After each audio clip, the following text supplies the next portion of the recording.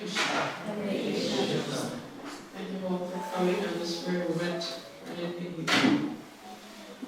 My name is Visakha Mataji, and I'm a disciple of His Divine Grace A.C. Bhaktivedanta Swami Srila Prabhupada. Before I met Prabhupada or even heard of him, I majored in photography in college in Rochester Institute of Technology in upstate New York. So when I became a devotee, I began to photograph Prabhupada and his followers and their activities. And when the BBT was formed in 1972, they wanted photographers to be with Prabhupada all the time, so they had many, many photographs of him for their publications. And there were 3 photographers assigned to photograph Prabhupada. So I was one of those 3. I traveled with Prabhupada in the United States and Canada and Europe and India. So previously, Hare Krishna.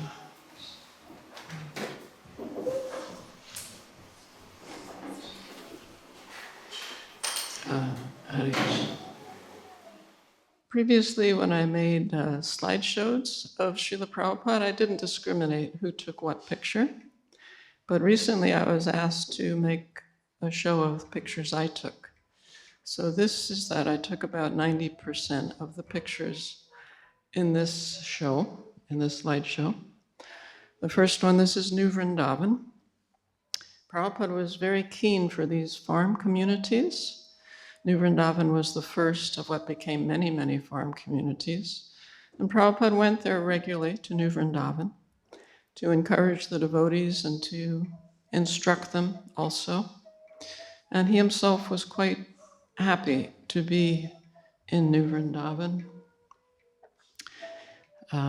quite relaxed and pleased to be there.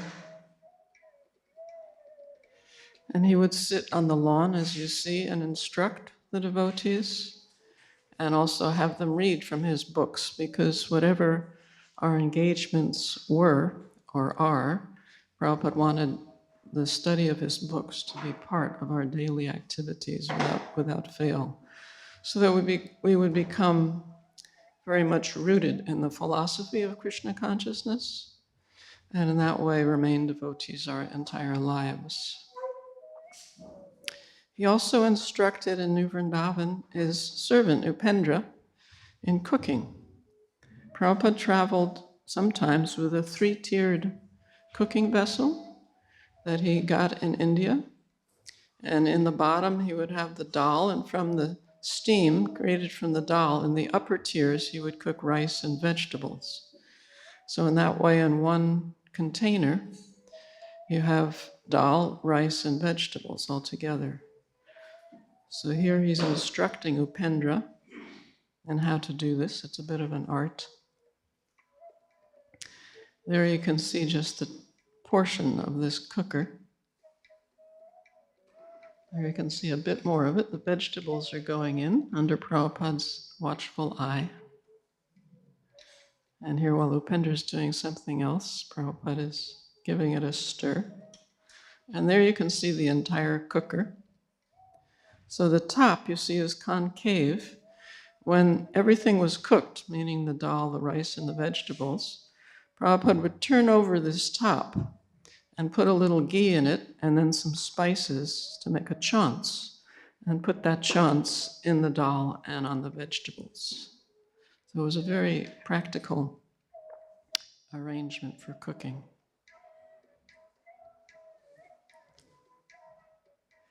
And here he's sitting in New Vrindavan in the afternoon. This is the Vyasa sign that was especially used by him in the afternoons. And devotees and guests would come to hear from him and just to have his company. And you can see a few of them have gathered here. This was a unique, not this particular day, but a day like this was a little bit chilly, just like today it's kind of chilly in Melbourne. And one of the women sitting there only had, she didn't have a sweater or a chadar. So Prabhupada looked at her and he said, "Are you feeling cold?" And she was so stunned that he had addressed her that she was speechless. She couldn't answer.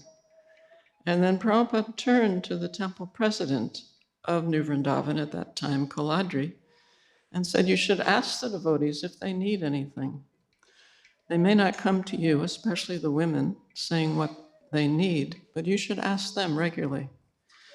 And this young woman, at that time she was young, now she's quite elderly, she was so moved by Prabhupada's caring that she not only remained in New Vrindavan, but she opened a used store there so that anyone can get what they require very inexpensively. Just from this small transaction between her and Prabhupada, she was touched by his concern, and that has influenced her entire life. Wherever he went, Prabhupada would take morning walks, weather permitting, and his health permitting. It was a little difficult for him in New Vrindavan because it was very moist in the mornings, very humid, and also a little bit chilly, but still he went for his daily morning walk. He would walk usually a good distance and quite quickly, so it was actually good exercise. And here in New Vrindavan, he's touring what would become the Palace of Gold. At first it was going to be Prabhupada's home, but Prabhupada passed away before he could reside there. So they turned it into a memorial for him, and that can be seen today. And the devotees learned how to do stained glass and marble work and all sorts of intricate work just so that they could build this Palace of Gold for Prabhupada. And he was also, of course, encouraging them in their cow protection. This is one of the first cows in ISKCON. And Prabhupada was very pleased to see the cows come and the milk come so that the devotees could remain healthy and strong. This, for those who are followers of Radhanath Swami, this is one of the very few pictures of Radhanath Swami with Srila Prabhupada. He's just on Prabhupada's left holding a plate. Very young Radhanath Swami. And Prabhupada wanted to see, when he went to these places, he wanted to see how the devotees were organizing, what they were doing. So he would walk around personally and take a good look at what was going on. Here he's doing a similar thing in Gitanagari. Gitanagari is a farm in Pennsylvania.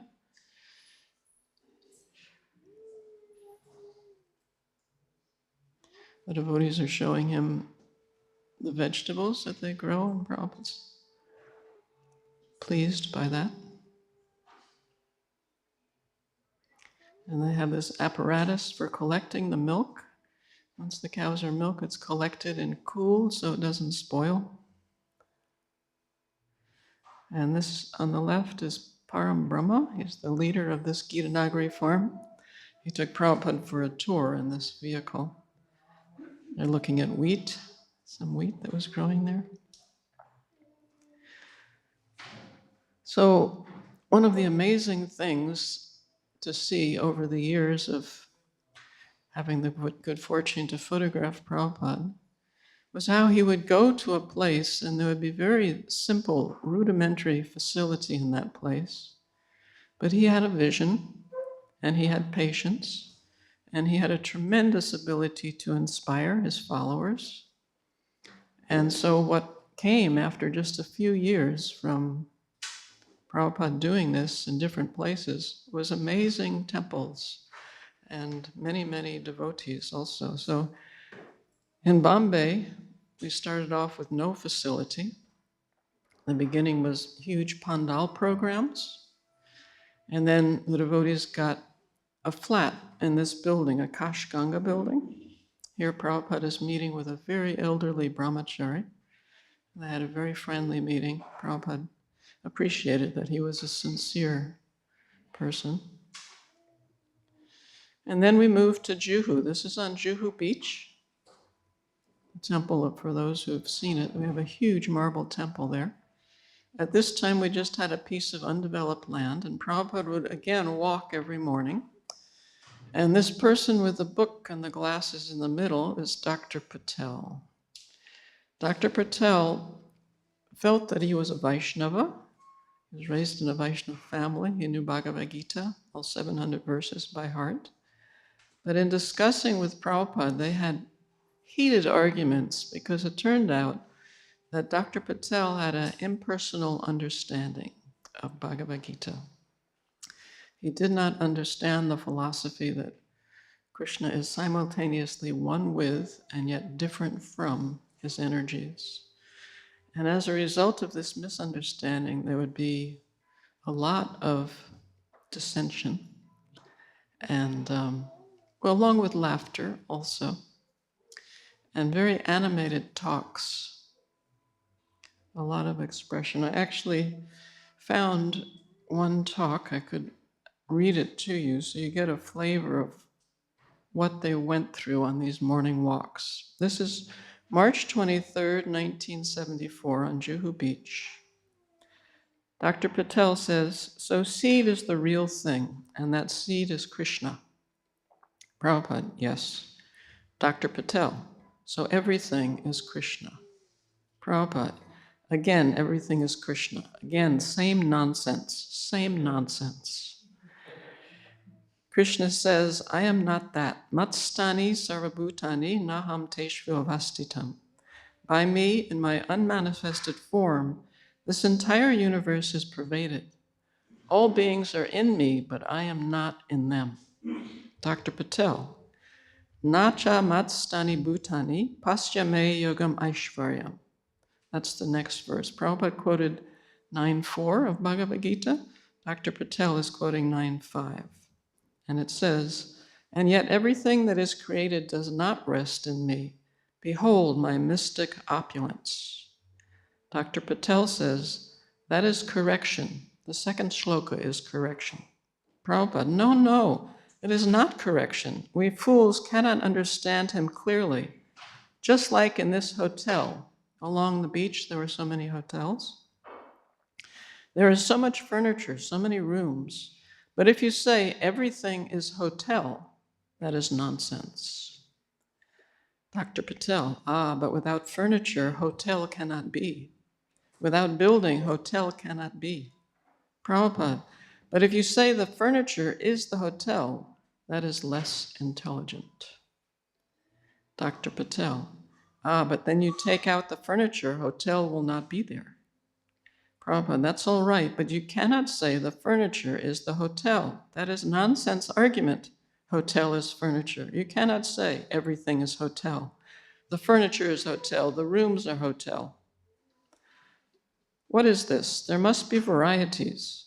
When a tree is grown, you cannot say the leaf is also root, the fruit is also root, the trunk is also root. This is nonsense. Dr. Patel, this is what the Vedas say. Prabhupada, no, the Vedas do not say. Veda is not so nonsense. There is varieties. This is called achintya bheda tattva, simultaneously one and different. This is Chaitanya Mahaprabhu's philosophy. The living entity is simultaneously one with and different from the Lord.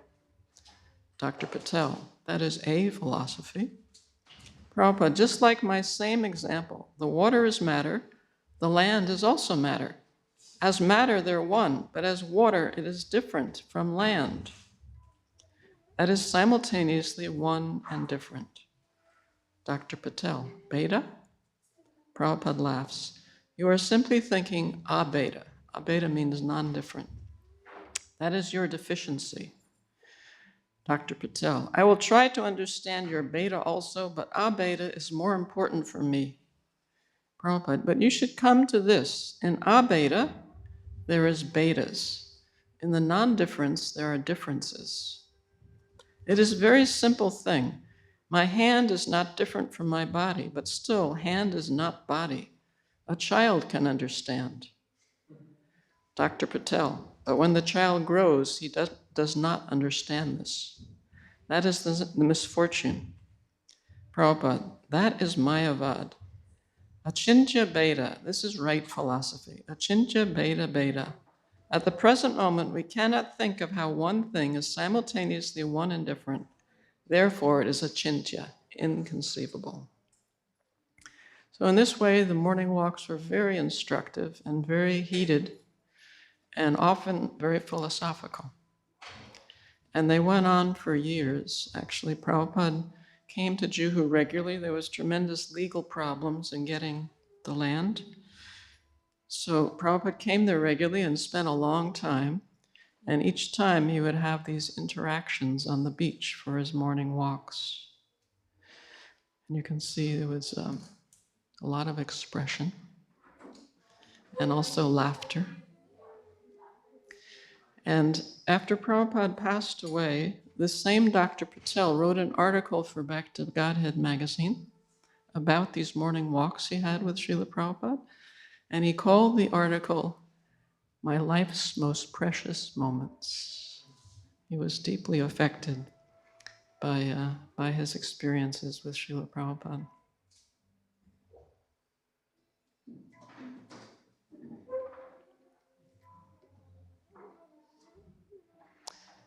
But when the devotees got too upset at this arguing, because of course the devotees had a very reverential attitude towards Prabhupada, and when they heard this kind of wrangling between Dr. Patel and Prabhupada, they thought it was very irreverent of Dr. Patel. They were quite upset.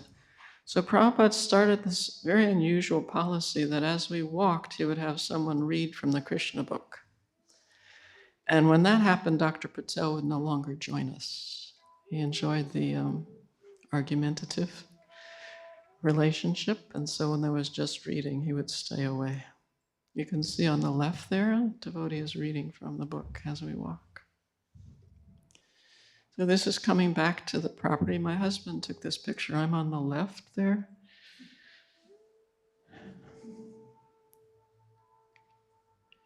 And Prabhupada would take darshan of the deities, Sri Sri Radha Rasa Bihari. At this time, they were in an open-air pavilion. It was open on 3 sides. It was really a shed. But Prabhupada wanted the deities to be there because once the deities are there, they cannot be removed by legalities. That is how it works in India. He takes full obeisances of them.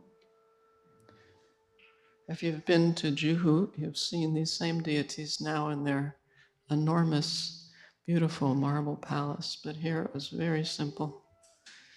Prabhupada would take his seat on his Vyasasana, and the morning sun was just rising at this time, and he would give lectures morning and evening from this place.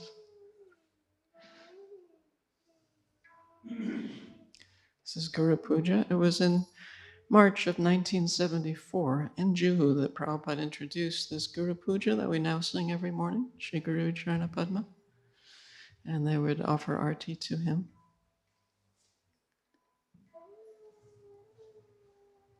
And here you get some idea. Prabhupada's just leaving, putting his shoes on, but you get some idea of how this was just an open-air rudimentary temple.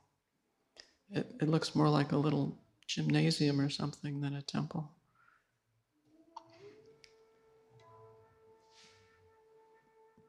This is on the rooftop also in Juhu. In the mornings before his lunch prasadam, Prabhupada would go and get a massage from his servant. And others would come, and sometimes there'd be some discussion during the massage.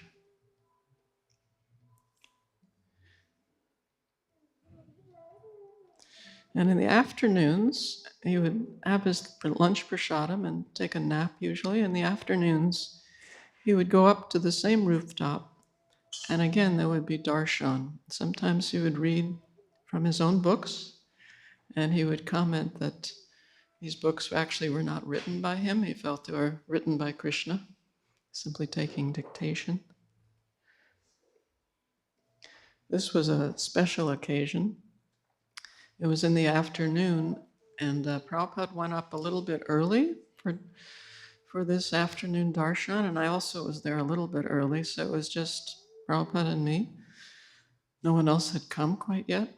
and I was sitting there with my camera, and he looked at me and he said, "Where should I look?"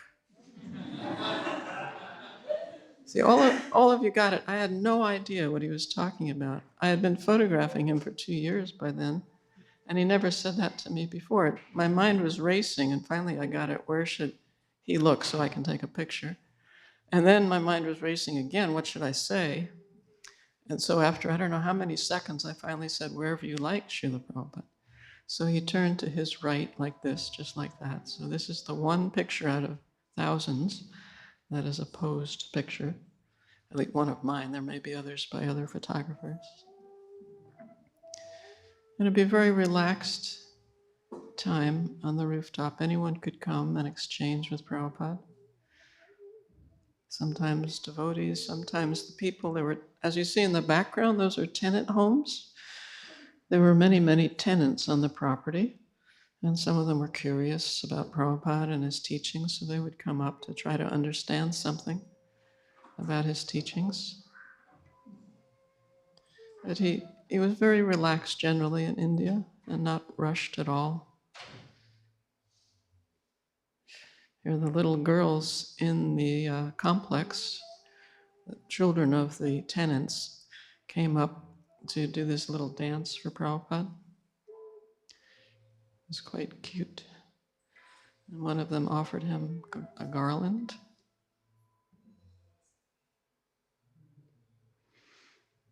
And many came, of course, the people were so pious and appreciative of Prabhupada. They came repeatedly to offer their respects, to worship him in different ways. So in the evening, Prabhupada would again speak in the temple. And after he spoke, he'd have them bring the Mahaprasadam from the deities. And then he would put a little bit of halva, he would push it into all these different palms. And it was a real push.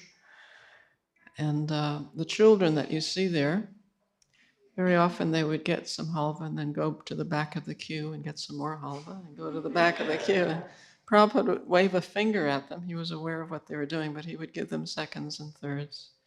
And Prabhupada commented at this time that even wealthy people, Juhu was a very rich suburb of Mumbai, of Bombay, but even wealthy people would come to get this little bit of halva. Not that they needed halva, but they valued Krishna Prasadam, that it was a spiritual moment that they could relish this, especially, of course, from Prabhupada's own hand. And here he's laying the cornerstone of what would become the temple, March 22nd, 1972. This was a historic moment. Prabhupada had to fight. There was terrible cheating going on. The person that sold us the property tried to get the property back and take our down payment. And it turned out that our lawyer was in cahoots with his lawyer. It was a very complex situation. Wherever Prabhupada went in the world, he was always conscious of what's happening in Juhu. So here we're traveling on, now we're in Chicago. When Prabhupada traveled in America, he spent just a few days in each place, as a contrast to India, where he would spend a long time and personally take up management. But in America, or in the West generally, it was a very brief stay just to enliven his devotees and see what they were doing. And again, wherever he went, there were these glorious morning walks. Prabhupada was very conscious of the importance of exercise to keep fit, to keep the body working properly. It was described that when he had the heart attack in 1967, it was Memorial Day 1967 in New York, and the devotees, with great difficulty, they found a doctor because it was Memorial Day, it's a national holiday, and doctors weren't working. And they finally found a doctor who came and examined Prabhupada. And then this doctor was in the next room talking to Brahmananda, who at that time was a brahmachari. And the doctor said that your spiritual master, he sits too much, he's too sedentary. You should get more exercise. And Prabhupada heard that, and he took it to heart. And this, from then, when he got better, he instituted this morning walk regularly. And it was a wonderful time for photographers because the light was so good and Prabhupada was so expressive. And it was also a wonderful time for devotees and non-devotees who were there because they could ask questions and hear from Prabhupada directly in such an intimate setting. Sometimes he would just walk and chant, and other times he was very talkative and animated. You can see it's early, the sunlight is just coming up. And always they would pick beautiful places, like here when he came to Melbourne. I was not here, but he walked in the botanical gardens, which are so beautiful.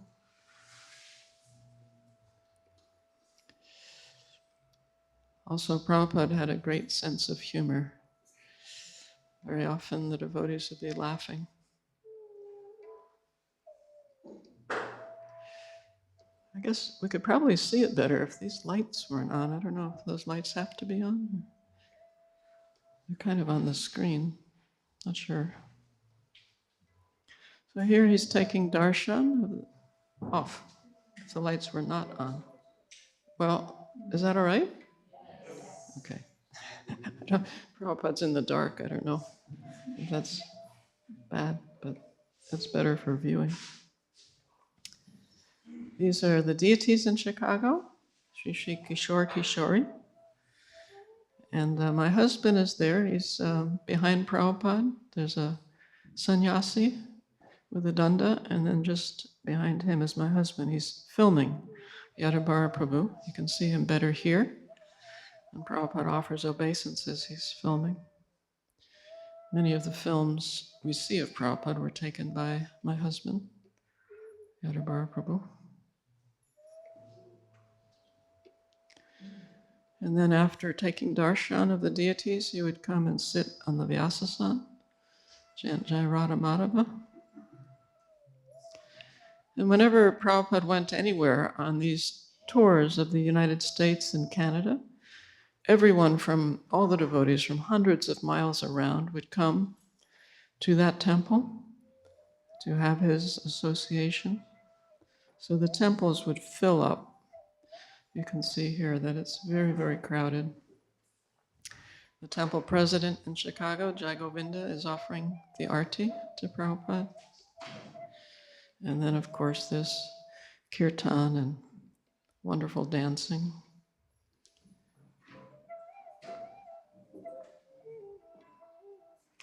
And then the lecture. Prabhupada preferred that everyone sit and hear the lecture. He didn't really like photographers dashing around taking pictures, so at least in my case, there are fewer pictures of the lectures, more of the Jai Radha Madhava and the kirtans.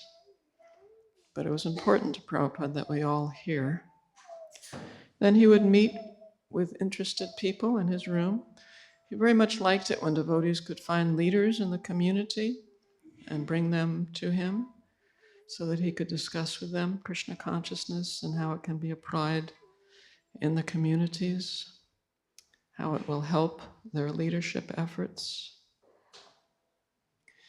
And then after the morning walk, on one day we would arrange with the temple commander that all the devotees are outside the temple when Prabhupada returned.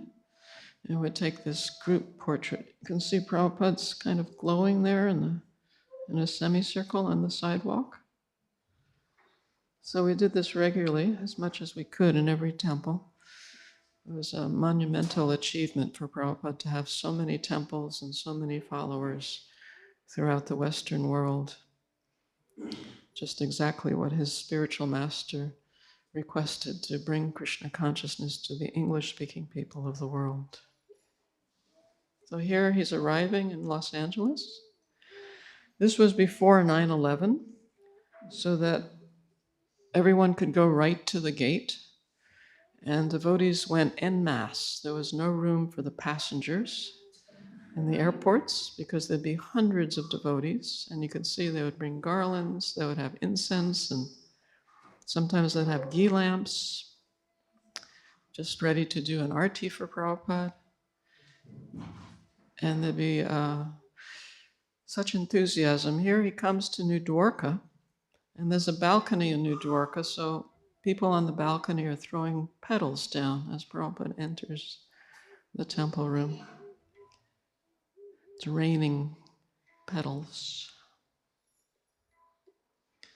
And again, his morning walks. These are his leaders on the right there, is Rameshwar, and on the left is Hridayananda, another sannyasi with a hat, Hridayananda Das Goswami. Sometimes Prabhupada would stop and look at someone who had asked a question. That was a very unusual experience when Prabhupada looked right at you, because you had the feeling that he saw past all the layers to actually who you were as a spiritual being. No one quite looked at you as Prabhupada did. So they had this magnificent Vyasa sign in Los Angeles. There's a little story behind this also, that I was instructed by the head or one of the BBT trustees that he only wanted pictures of Prabhupada with his eyes open for use in the BBT publications.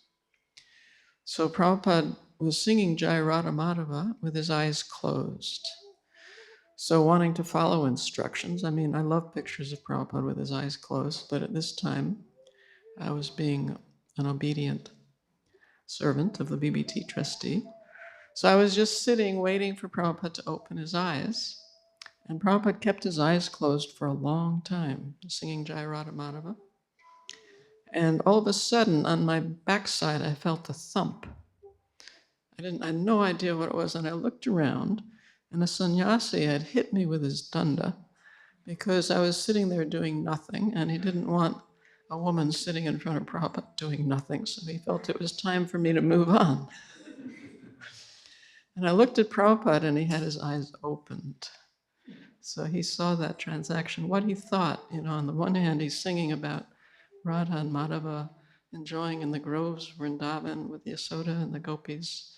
And then he opens his eyes and sees this. Who can understand what Prabhupada must have thought at that moment?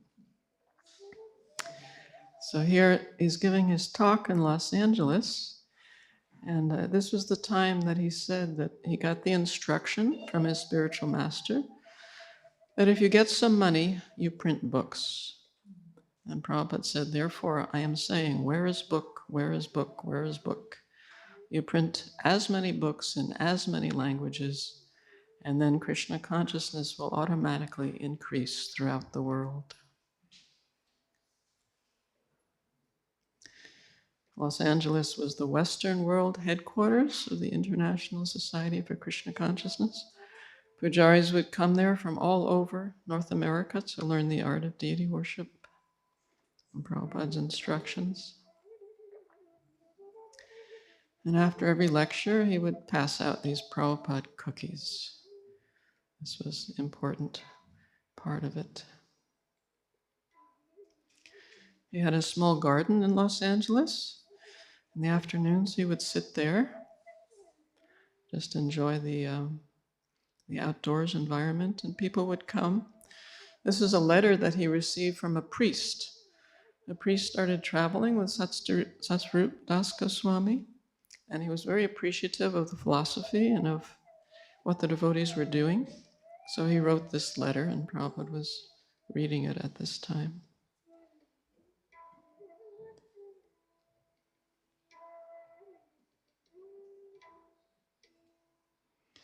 When books first were published, they would give the initial copy to Prabhupada. You can see this has gold leaf.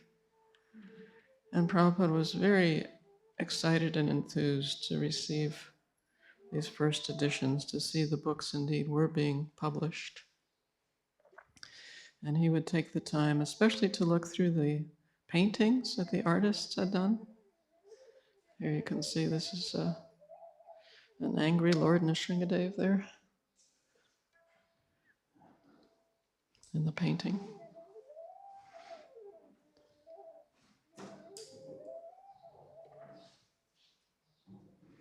He has a few rooms in Los Angeles. There's a 4-room where those other pictures were taken. This is his bedroom area.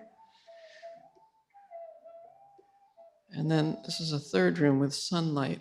He was walking back and forth there, chanting japa, while my husband was filming and I was taking these still pictures. And at one point he said to us, "Husband and wife working together, this is very nice." And my husband had heard from some others who had visited Prabhupada recently that Prabhupada said, "Married life without children is 0. At that time, we didn't have children. Later on, we had children. But my husband said to Prabhupada at that time, "But I heard you said that married life without children was 0. And Prabhupada said, "You have Krishna as your child."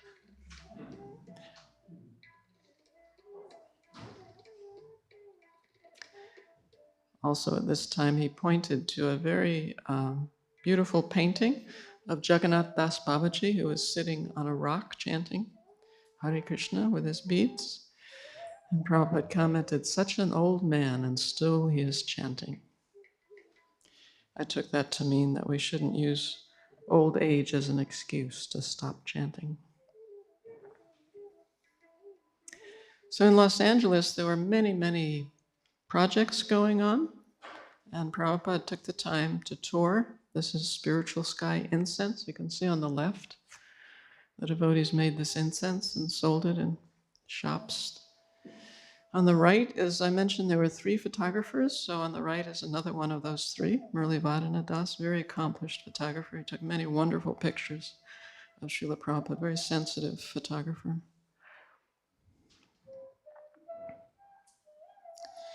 And here's the BBT warehouse. Prabhupada is appreciating how nicely the books are kept. Also in Los Angeles. We're still in Los Angeles. This is the Fate Studio, the first American theistic exhibit. Prabhupada was very keen to show Krishna's pastimes and the philosophy of Bhagavad Gita in these doll exhibits. You can see there in the back, a little blurry, is Krishna playing the flute. That was put in the center of the Das avatar. Around him were the 10 incarnations of Krishna in the final exhibit. And then also there on the left is the small deities of those Das avatar Prabhupada is observing. My husband is there on the left. He's just as a light meter. He's reading the light to take some films. This is also in the Fate Museum. They offered Prabhupada some prasadam and their obeisances.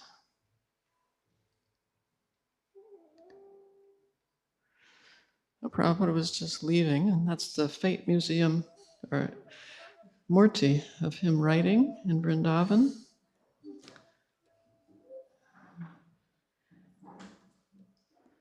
There are very, very talented devotees in the Fate Museum. They have beautiful, as you can see, this is so lifelike, this Murti of Srila Prabhupada. This was in an exhibit of him in the Radha Damodar Temple in 1965, before he came to the West, how he was translating Śrīmad Bhāgavatam there. Here he's leaving the Fate Museum. This is when he's leaving Los Angeles. It almost reminds me of Krishna leaving Vrindaban to go to Mathura. All the devotees are feeling eminent separation from him, very attached to him. So we're in Toronto now. And again, people came from all over the area, hundreds of people, to be present while Prabhupada was in the temple.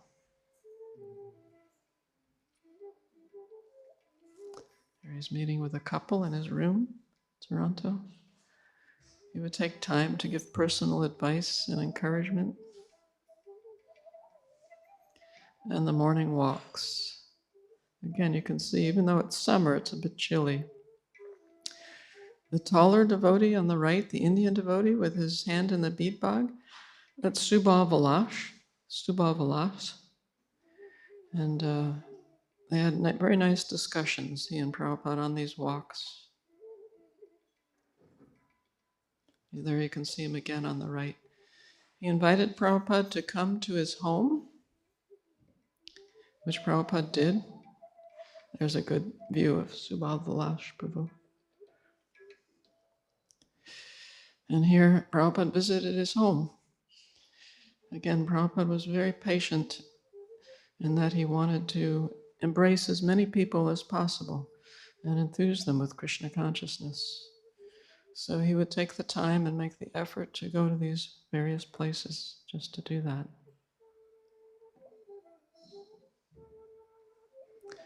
So again, after the morning walk, the devotees brought Prabhupada's Vyasa sign out in front of the Toronto temple, and they all gathered.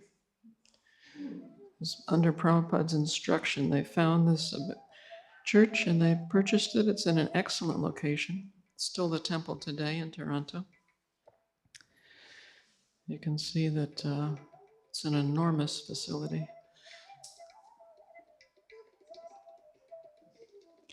Channel 4 News, this is also in the Hare Krishna film. This interviewer said to Prabhupada, "Don't you see some contradiction between the Bible and the Quran and the Bhagavad Gita?" And Prabhupada said, "No, I don't see any contradiction. The whole idea is to understand God and try to love Him. This is the common principle in all these religions. So in that way, there is no contradiction between the Bible and the Quran and the Bhagavad Gita." Prabhupada at this time was in the prime condition, very healthy. Here he's in Paris. He's meeting with Cardinal Danilo. Cardinal Danilo and he had a long discussion, and Prabhupada, as he regularly did with priests, he would continually bring it back to this point that the commandment says, "Thou shalt not kill." So how can you justify killing and eating the animals? And Cardinal Danilo would try to change the subject, and Prabhupada would not change the subject. He considered this a basic point, that we had to agree on this point before we went on to other points. And of course, the Christians would have us believe that the animal has no soul. And Prabhupada would point out, we are eating, the animals are eating. We are sleeping, the animals are sleeping. We are mating, the animals are mating. We are defending, the animals are defending. How can you say the animals have no soul? But this argument, although to some of us it appears very clear and substantial and convincing, priests also, such as these, they could not accept this argument. This is in Detroit. And also Prabhupada kept to this point, "Thou shalt not kill." How come the Christians are supporting slaughterhouses? And somehow they could not grasp this simple point.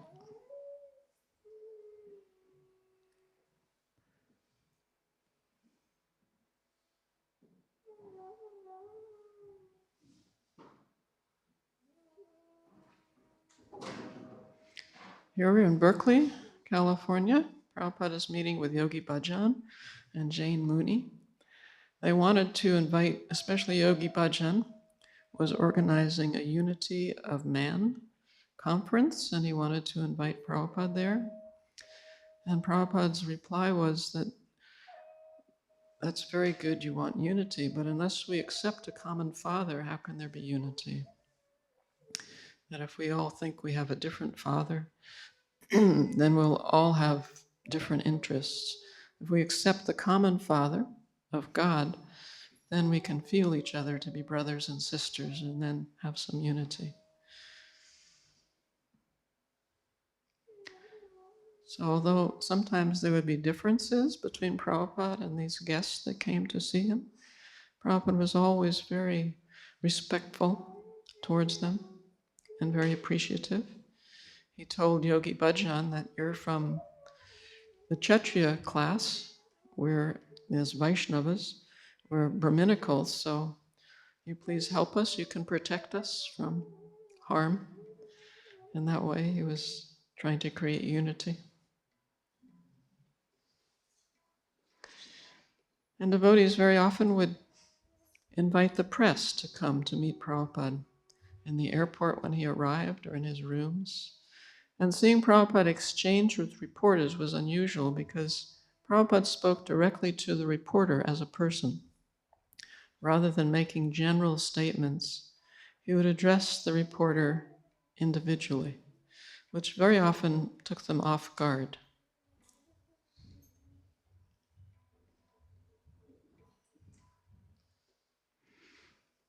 And again, he would patiently answer their questions and describe his basic teachings. And they would try as best they could to understand.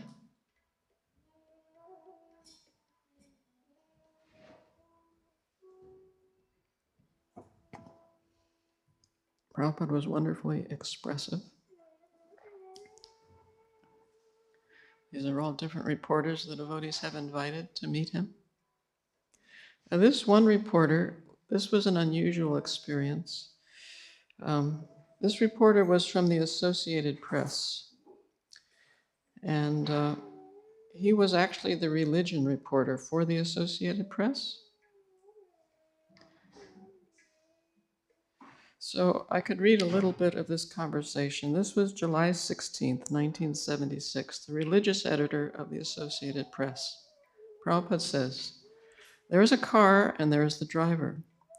That car is always different from the driver, and the driver is always different from the car, is it not?" His name is George Orwell. George, absolutely, the car cannot drive itself. Prabhupada, so if you take attention of the car and you do not know anything about the driver, then what is your knowledge? The purpose of this Hare Krishna movement is to know who is the driver of the car. George Orwell. And who is that? Prabhupada. That is, we are contributing. People are in ignorance about their own identification, who they are. They're thinking they are this body. That is a misconception. George Orwell. There's no way to identify the driver of the car then. Prabhupada. Just see, it is so difficult subject matter. I am speaking to you, still you feel difficulty. When we say the car and driver, if you understand this analogy, the car and the driver, so who is important? The driver is important or the car is important? Both combined together, giving service, the car is moving. But if they are separated, who is important? The car or the driver is important? George Orwell. I don't know how I'm going to get the point you're making there. If the car and the driver are separated, the car is useless and the driver is a person. The driver is always important. Prabhupada, yes, driver is always important, within the car or outside the car. George Orwell, within or without the car. And if he's a chauffeur driving a carload of people, then he becomes less important. The people are the primary ones that are important, that are in the car. Prabhupada, first of all, try to understand the car is moving with the help of the driver. So the driver and the car, they are always different identity. So when the car is dead, the driver does not work with the car, but the driver is important within the car or outside the car. People are generally focusing only on the body. We're working with the driver of the body, the spirit soul. People generally give importance only to the car. So this reporter who's sitting right here, he had trouble understanding this very simple analogy of the difference between the body and the soul. And it took a lot of patience and repetition on Prabhupada's part with these reporters.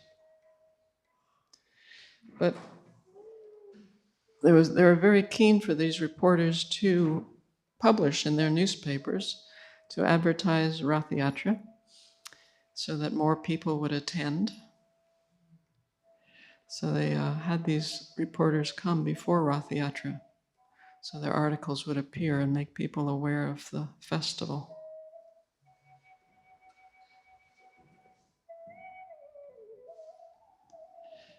So here you see Prabhupada is looking at a newspaper article with photographs about Rath Yatra, and he's very pleased by the exposure.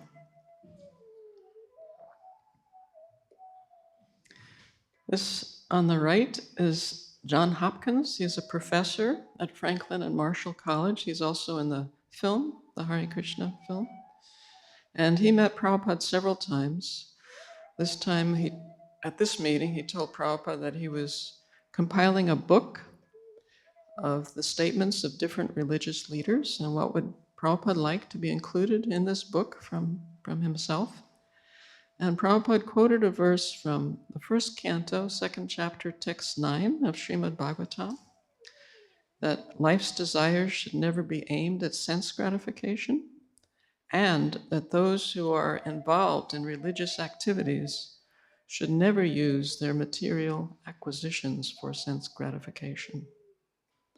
So in this way, Prabhupada was sensitive that so many religious leaders are disappointing people because they use whatever opulence comes for their own aggrandizement instead of for the glorification of God.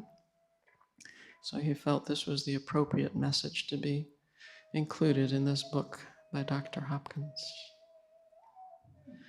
This is the Philadelphia temple. Not the present temple, the temple before the present one. Prabhupada arrived in New York and he saw this devotee, Rishi Kumar. Rishi Kumar had been active in India and then had gone to South Africa and had drifted away from Krishna consciousness. And so when Prabhupada saw that he had come back, he was very happy and touched him on the head. Darshan of Sri Sri Radha Govinda in Brooklyn.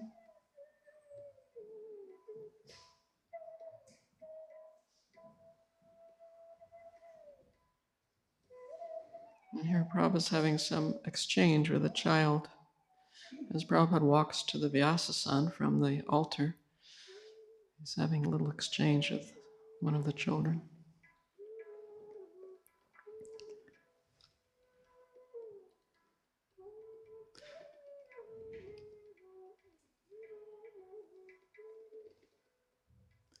This is on the rooftop of the 55th Street building in Manhattan.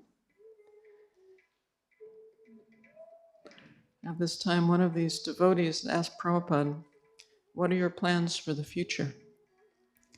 And Prabhupada quoted Chanaka Pandit saying that sometimes if we tell our plans for the future, they will not come to pass.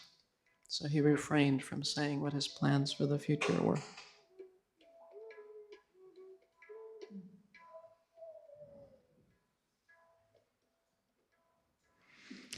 In New York, we were going to celebrate the first Rath Yatra in New York City. And Jayananda at that time was working very hard on the Rath carts, and Prabhupada went there one morning to encourage them and give them personal inspiration. So here he's joining the Rath Yatra down Fifth Avenue. He didn't start at the beginning of the Rath, but joined about midway.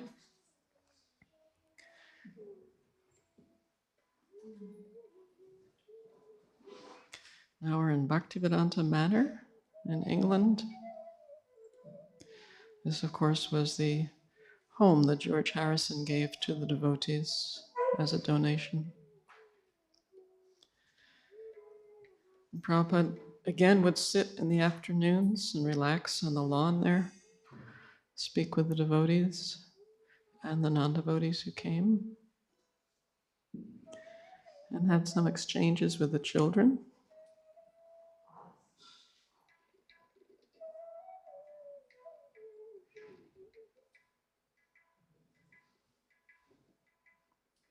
And sometimes he would just chant japa.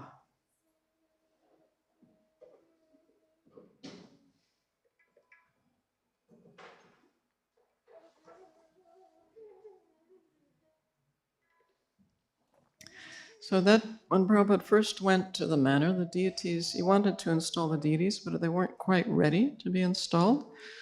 So he went to Paris and he did an installation ceremony for Radha Parish Ishwara. Here he's offering the first arti to them. Then he offers the water and throws it on the ecstatic devotees.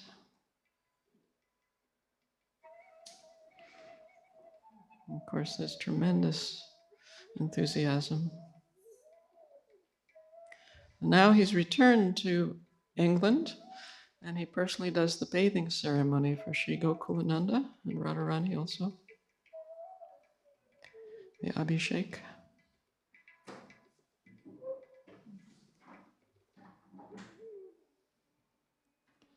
And then he instructs the devotees about where to place them on the altar.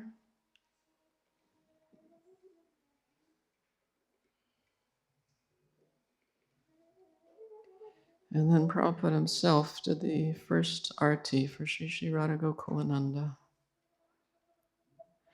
And it was truly wonderful to watch him do the arti. He was so entirely focused on the Lord.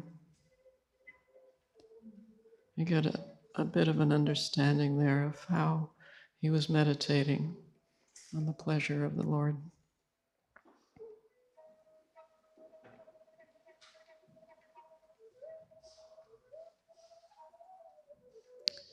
I just found this picture recently. It's taken by another photographer from another angle.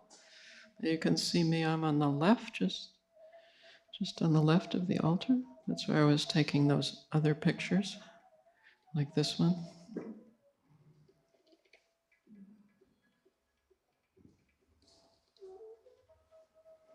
And then Prabhupada circumambulated the altar, and when he came in front of the deities, he began to dance. And of course, all the devotees danced with him. And still, he's so focused on the deities, the beautiful forms of Radha Gokulananda. And then the Jai Om prayers. So now we're in Mayapur. The very first building is under construction. It's called the Lotus Building. Finally, the building is finished, and Prabhupada's heading out for his morning walk. So this one morning, we went all the way to the Ganges, and it was too cold to bathe. Prabhupada put 3 drops in his head and said that was the same as bathing. So, of course, we all did the same thing. And then he started to go back to the temple, and he saw some plants growing on the bank.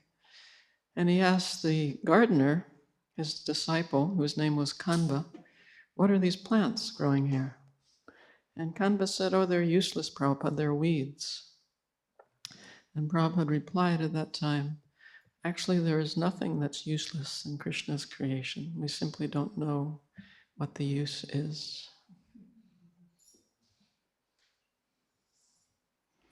He's relaxing in his rooms in Mayapur. His rooms are very small there. In the morning walk down Bhaktisiddhanta Road, Jayapataka Swami on the left, and on the right is Sridhar Swami.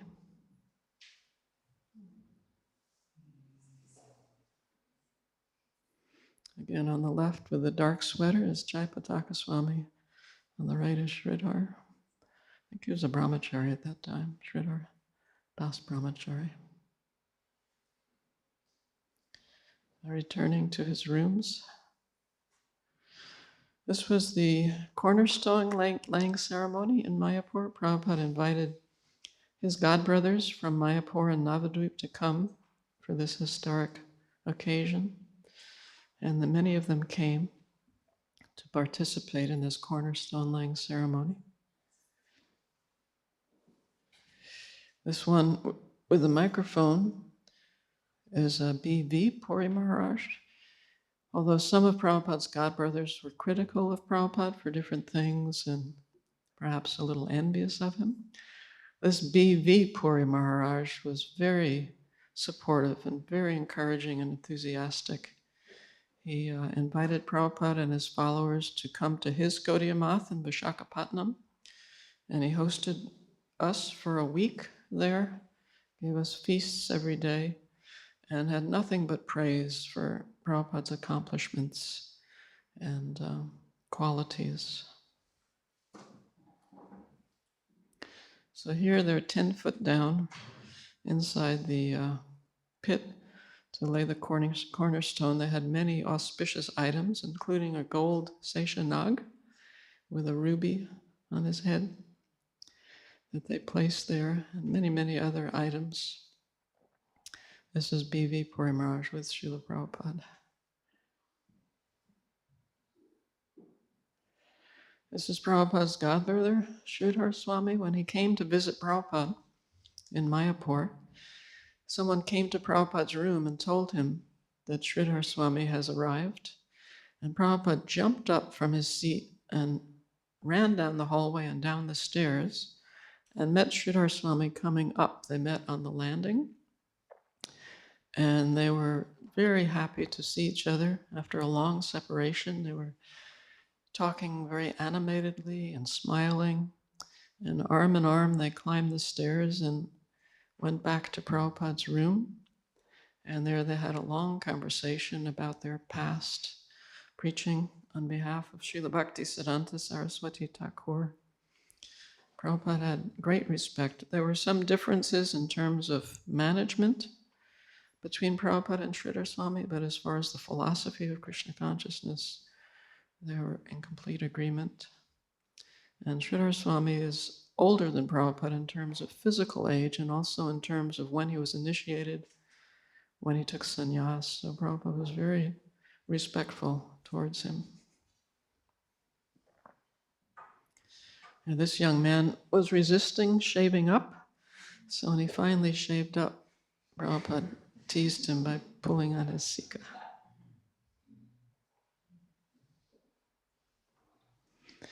There were bells, a big bell hanging from the ceiling in the Mayapur temple, and Prabhupada would circumambulate 3 times behind the deities, and as he came to the front, he would pull the bell in time with the kirtan. And that sounds easy, but you can see there's a long rope there, so there's a delay between the time you pull the rope and the bell rings. And yet Prabhupada, we filmed this also, and Prabhupada's in perfect time to the kirtan. He somehow accounted for the length of the rope in pulling the bell. So this is myself getting the Gayatri initiation also in Mayapur for this ceremony, Gaur Purnima. So we're about halfway through these slides. I took all these thoughts and created a memoir, 5 years, 11 months, and a lifetime of unexpected love.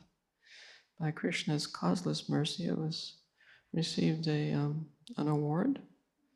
And I got some good reviews from both non-devotees and devotees by Krishna's grace. I worked on it for an embarrassingly long time. And really wanted to explain what happened to me personally in the course of my life and the impact Srila Prabhupada had and many of the experiences being with him. So yeah, that book is available. If there are any comments or questions, we can entertain them. And as I say, we're about halfway through, so we're going to complete this presentation tomorrow.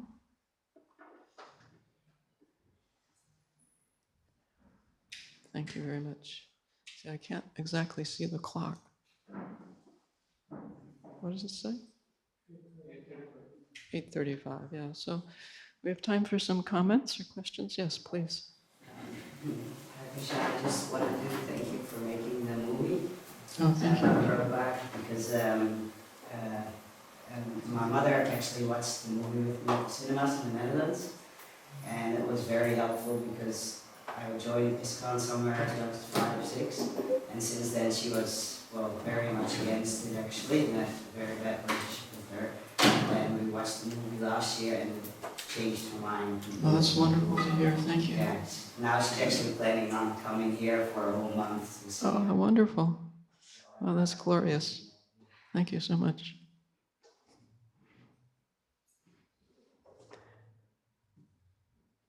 Yes, please. Did you have photos of Prabhupada at the Dallas temple of the Kalachandji Dome? Yeah, that's tomorrow. To be continued.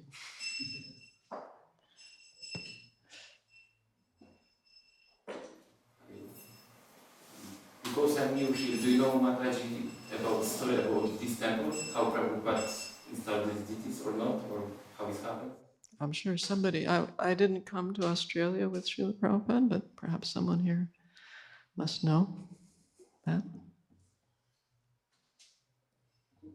I'm sure we can find out.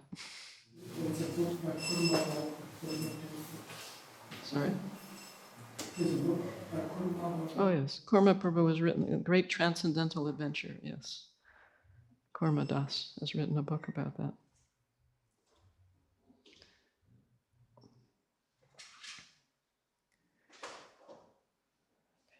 Yes, please. Hare Krishna. Thank you for giving us this views of Srila Prabhupada and taking us back in time. My question is related to your last class which I attended last Sunday when you presented your life in the where you live, Sharanagati. So I had a question with you and I asked you how is it different staying with people and when you stay closer to nature that's away from people. And you said your mind speaks louder when you're around. Then I had a further question later in days which I wanted to ask you, so I'm just taking this opportunity to ask you. So the question is it necessary that we overcome those voices? Is it necessary to experience those voices that come within us to experience our true selves, experience our true nature, experience Krishna better? Is it helpful? Is it necessary to go through that phase, or is it okay to just go with the flow and then otherwise subdue your thoughts and you're just going with the consciousness? Does it take you to another level when you live secluded? Is that something? I think you don't have to be secluded to be conscious of what you're thinking of. Probably the silence helps, or at least in my case, it certainly did help. That voice, that chatter in the mind became much more audible for me.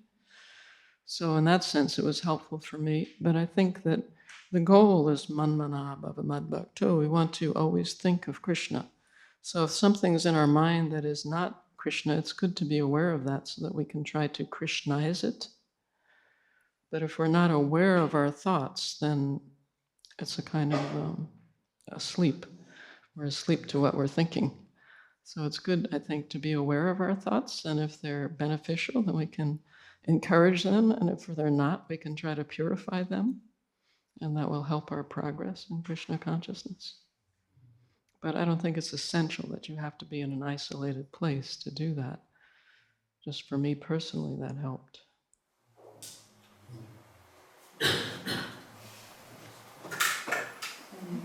Hare Krishna.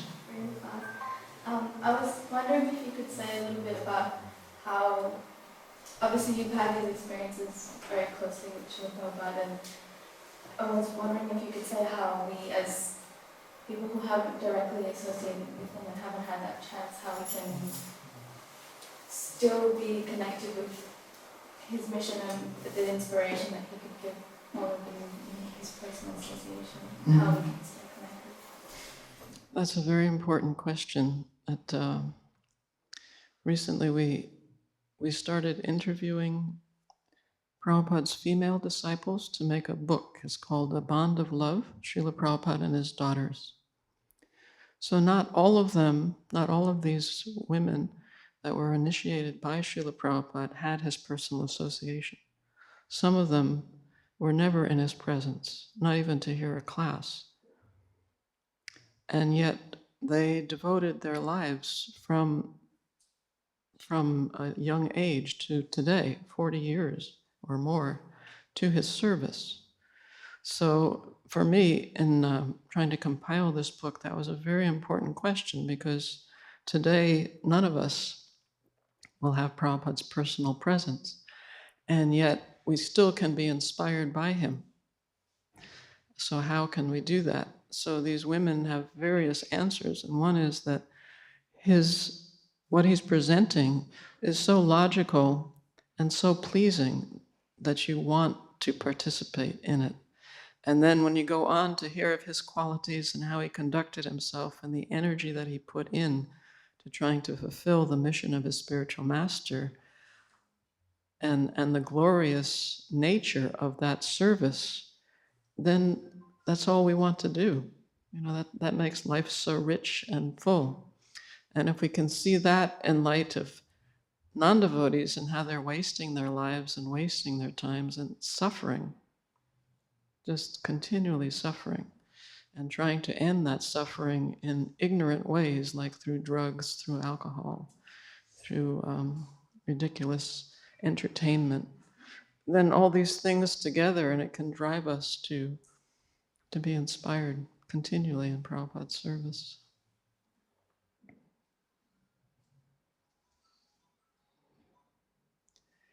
Thank you all very much for your attention. Please come again tomorrow evening. Invite your friends and family to join us. All glories to His Divine Grace A.C. Bhaktivedanta Swami Prabhupada. We do have a few of these memoirs here if anyone would like to take one home.